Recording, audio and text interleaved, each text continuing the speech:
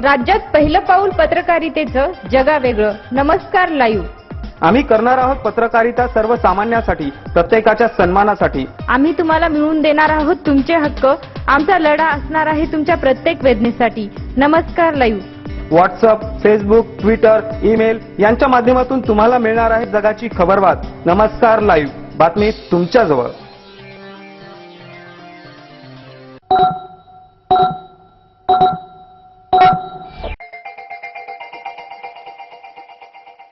Good morning, मी सुदेशना धुतमाल. आपण ऐकत आहात नमस्कार लाईव्हचं सकाळचं बातमीपत्र. सुरुवातीला हेडलाईन्स. मराठा आरक्षणावरील स्थगिती सर्वोच्च न्यायालयातही कायम. माळेगाव यात्रेसाठी पोलीस यंत्रणा सज्ज, वीरकर.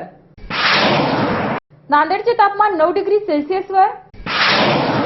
पाथडी धनेगाव फळ रोपवाटिकेमधील 40 कामगार सेवेत कायम. जिल्हा परिषदेत टंचाई कक्षाची स्थापना.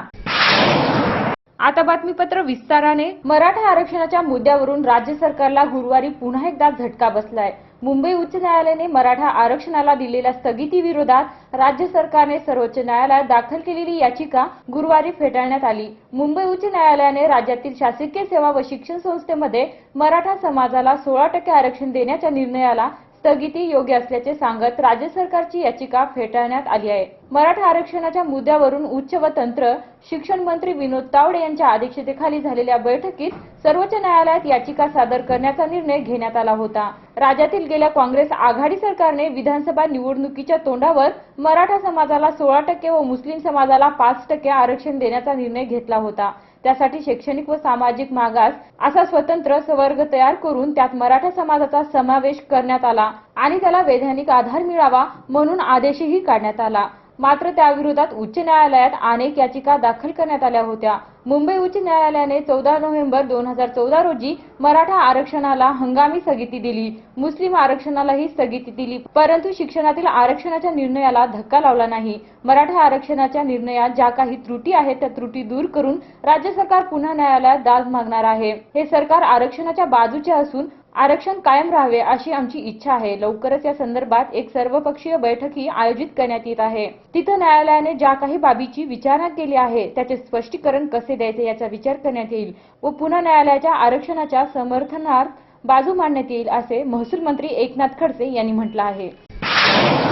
दक्षिण भारतात प्रसिद्ध असलेली माळेगाव यात्रेसाठी पोलीस यंत्रणा सज्ज असून कुठलाही अनुचित प्रकार घडणार नाही याची काळजी घेणार असल्याचे प्रतिपादन उपविभागीय पोलीस अधिकारी अशोक वीरकर यांनी केले आहे. 20 डिसेंबर पासून देवसवारी कार्यक्रमाने सुरुवात होणाऱ्या या यात्रेस हौसे गौसे नवसे लोकांची प्रचंड गर्दी असते. या गर्दीचा फायदा घेत चोरटे आपला कार्यभार उरकतात. तसेच वाहतूक वाढल्याने अपघाताचीही शक्यता असते. पोलीस खात्याच्या वतीने यात्रेत सीसीटीव्ही कॅमेरे बसवण्याच्या जिल्हा परिषदेला सूचना करण्यात आल्या आहेत, परंतु सध्या केवळ मंदिरातच ही व्यवस्था असून यात्रेत इतर व्यवस्था केली नाही. पोलीस प्रशासनाच्या वतीने सध्या 6 व्हिडिओग्राफर ठेवले असून त्यांना कुठे अनुचित घटना वाटली तर पोलिसांशी संपर्क करणार आहेत. त्यानुसार त्यांच्यावर कार्यवाही करण्यात येणार आहे. या यात्रेसाठी 60 पोलीस अधिकारी, 500 पोलीस कर्मचारी व 2 होमगार्ड सतत कार्यरत राहणार असून या 2 उपविभागीय पोलीस अधिकाऱ्यांचा समावेश आहे. तसेच अचानक उद्भवलेल्या प्रसंगांना तोंड देण्यासाठी व व्हील कर्मचाऱ्यांचा गट राखीव ठेवण्यात आला आहे. तसेच अहमदपूर, पालम, माळाकोळी, लोहाकंदार पोलीस ठाण्याच्या वतीने नाकाबंदी करून सतत गस्त करण्यात येणार आहे. या कामी हिंगोली, परभणी, लातूर या जिल्ह्यातून 22 कर्मचाऱ्यांची अतिरिक्त कुमक मागविली आहे. दारू पिऊन वाहन चालवणाऱ्या चालकांची तपासणी करण्यात येऊन दोषी आढळल्यास त्यांच्या विरुद्ध कार्यवाही करून वाहन परवाना निलंबित करण्यात येणार असल्याचे त्यांनी सांगितले. औद्योगिक न्यायालय जालना येथे सन 2008 मध्ये कृषी विभागाच्या पाथडी तालुका लोहा येथील फळ रोपवाटिकेमधील 40 मजुरांना शासकीय सेवेत कायम करणे याबाबत प्रकरण दाखल करण्यात आले. त्यांचा निकाल कामगारांच्या बाजूने लागला. राज्य शासनाने औरंगाबादच्या उच्च न्यायालयात याविरुद्ध अपील केली. शासनाने केलेले अपील उच्च न्यायालयात रद्द केले. तरी सुद्धा शासनाने सदर प्रकरणी सर्वोच्च न्यायालय दिल्ली येथे अपील दाखल केले. सर्वोच्च न्यायालय दिल्ली यांनी शासनाचे अपील रद्द करून तात्काळ कामगारांना कायम करण्याचे आदेश दिले. शासनाने सदर कामगारांना कायम करण्याची टाळाटाळ केली. त्यामुळे नाईलाजाने शेतकरी, शेतमजूर, पंचायतीचे राज्य उपाध्यक्ष बळवंत मोरे, बाबाराव डिकले, मंगलाताई साबनवार यांनी वेगवेगळ्या अवमान याचिका नांदेड कामगार न्यायालयात दाखल केल्या. सुरुवातीस याची ही दखल कृषी सहसंचालक लातूर यांनी घेतली नाही. त्यामुळे दिनांक 17 ऑक्टोबर 2014 रोजी लातूर कृषी संचालक कार्यालयावर मराठवाड्यातील सर्व जिल्ह्यातील कामगारांनी या विरोधात प्रचंड मोर्चा नेला. शेवटी दिनांक 13 डिसेंबर रोजी राष्ट्रीय लोक अदालत कामगार न्यायालय नांदेड येथील न्यायाधीश मुजीब शेख यांनी यशस्वी तोडगा काढून जिल्हा न्यायाधीश मुसा यांच्या हस्ते व कामगार न्यायालयाचे न्यायाधीश मुजीब शेख व संघटनेचे नेते बळवंत मोरे यांच्या हस्ते कामगारांना कायम सेवेचे आदेश वितरित करण्यात आले. वेळ झाली छोट्याशा विश्रांतीची. तुम्ही ऐकत राहा नमस्कार लाईव्हचं बातमीपत्र. शुभेच्छा पाठवा सुंदर बुकेसह संपूर्ण भारतात आणि 190 देशात कुठेही बुके पाठवण्याची सोय फक्त फ्लॉवर अँड फ्लॉवर्सवर. Bouquet, stage decoration, room decoration आणि कार डेकोरेशनचे सृजनशील नाव flower and flowers, centre point, Shivajinagar, Nanded. संपर्क 73 50 62 56 56. प्रत्येक समारंभाची रंगत वाढवतात ती फुलं आणि फुलाची रंगत वाढवतात flower and flowers. Wooden, ceramic आणि ग्लास फ्लॉवर पॉट साठी तसेच स्टेज डेकोरेशन, रूम डेकोरेशन आणि कार डेकोरेशन साठी संपर्क करा. Flower and flowers, Shivajinagar, Nanded. संपर्क 73 50 62 56 56. घर बांधकाम, हॉटेल, मॉल, महाविद्यालय, बंगलो तसेच रुग्णालय बांधकामासाठी लागणारे vitrified tiles, wall tiles, granite, Kadappa, sanitaries item तांडून मिळण्याचे एकमेव ठिकाण म्हणजे सारडा ग्रेनाइट्स अँड मार्बल. घराच्या सुशोभीकरणासाठी बाथरूम, टॉयलेट, पार्किंग, किचनवटा आदींची उभारणी मार्बल शिवाय होणार कशी? त्यासाठी संपर्क करा Sarda granites and marble, Vidyutnagar, Nanded. तसेच गुंडेवार पेट्रोल पंपाजवळ, आनंदनगर, नांदेड. संपर्क 94 23 03 50 35.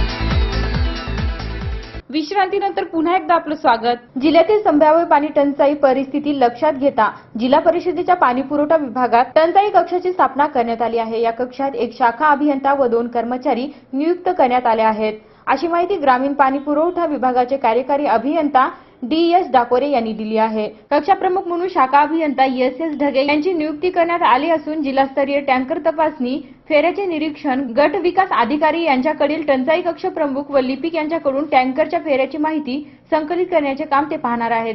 त्याचबरोबर सहाय्यक म्हणून AN लटपटे व PD गच्चे हे काम पाहणार आहेत. टंचाई कालावधीत जिल्ह्यातील जनतेची अडचण भासल्यास सदरील कक्षातील दूरध्वनी क्रमांक 024 62 23 42 58 या भ्रमणध्वनीवर संपर्क करावे. 3 दिवसापासून वाढलेला कडाका नांदेडकरांना चांगला झोंबतोय असून तापमानात झपाट्याने घट होत चालली आहे.